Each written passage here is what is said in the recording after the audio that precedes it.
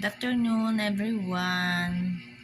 Nandito na naman po si Neng para sa mga konting tips na ating ginagawa sa araw-araw. So, meron po ako na-discover ang ating mga viral na Photo Lab. So, yung Photo Lab. So, naengganyo din ako mag-Photo Lab. So, nag-download ako ng Photo Lab. Tapos, nag-iba akong picture, damit, style.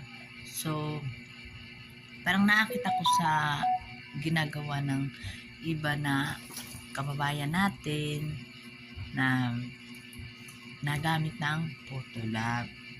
So, sabi ko sa sarili ko, itatry ko nga. Maganda. So, nagtry ako. So, meron pa ako sa inyo ipapakita na mga Photo Lab na inedit ko. So, yan. Meron po kasi tayong topic about ng Photo Lab. Marami rin po tayong nakukuha na message na yung Photo Lab daw bali yung Play Store. Play Store. So, ang Play Store nakuha daw ng bayad ng Photo Lab. So, sa halagang 440. So, nabiktima tayo nun. Yan ang pagtatalakayan natin. Papakita natin ang mga Photo Lab na viral ngayon. Watch this.